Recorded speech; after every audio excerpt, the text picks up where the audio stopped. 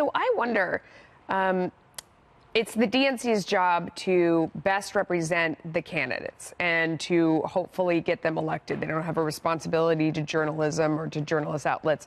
Looking at it from that point of view, given the viewership, does it not make sense to put Democratic candidates in front of a Fox News audience, especially if you're asking them, you know, if you think the audience is going to vote for Trump and you're asking them to vote for Democrats, don't you want to put them in front of that audience? I'd say two things. The first is that in 2016, the Republicans didn't have any debates moderated by MSNBC, and in fact, the only time that they had NBC slated to moderate a debate, they canceled it because Donald Trump refused to go. Now, do you think that was smart? Or do you think that they should have put their candidates in front of everybody they could? I think that you go where the voters of your party are. When it's a primary debate, you're going to speak to as many people of your party as you can. States like California that have open primaries. The other thing that I'd say, though, is that these debates aren't going to be behind a paywall. They're on a different channel. And any Democrat who's watching Fox News right now, I guarantee they know how to change the channel. What do you think? Wasn't it CNN? Wasn't it Donna Brazile through CNN that fed questions to Hillary Clinton? Wasn't that right? I just find this extremely rich that the DNC is all of a sudden caring about objectivity.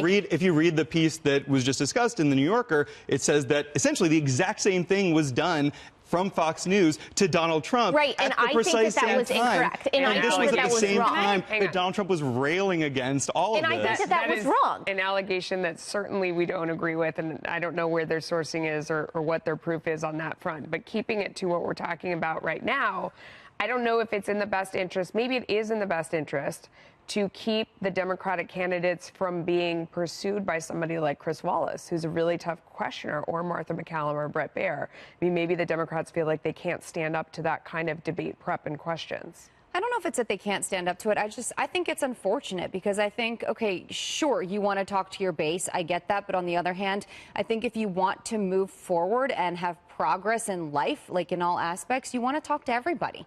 I mean, if there's an opportunity that out of, say, 1,000 people watching, you could sway one person by what you're saying, then I think that that's worth it for both sides. I think both sides should have the opportunity to talk to everybody. And I think right now, being in between you guys, by the way, is a really tough place to be. Kennedy?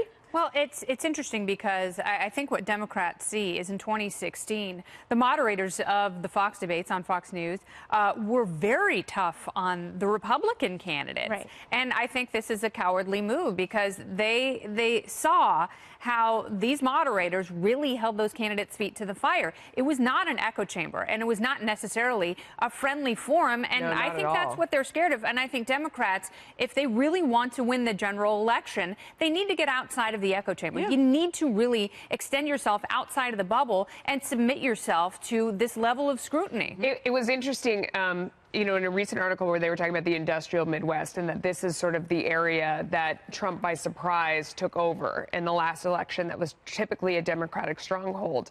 And if that's the case, it seems like you would want to, if there were viewers that were traditionally Democrats that went to President Trump, that you want to win back.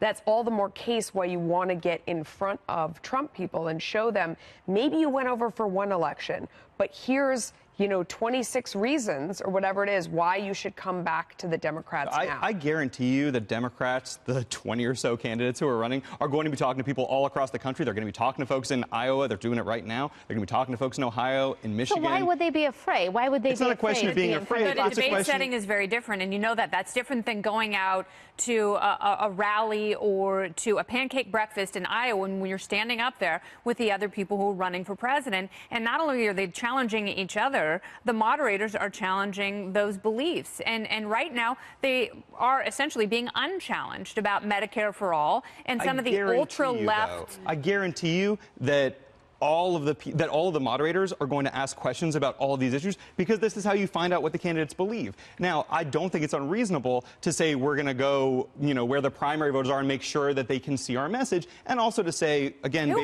has more viewers, Fox News or MSNBC? And who has more Democrats? Well, if they want still, a lot more of eyeballs, then they should go to the place where there are more viewers. And believe me, plenty of independents watch Fox News. And they know exactly where to find these debates on every other channel. We will see.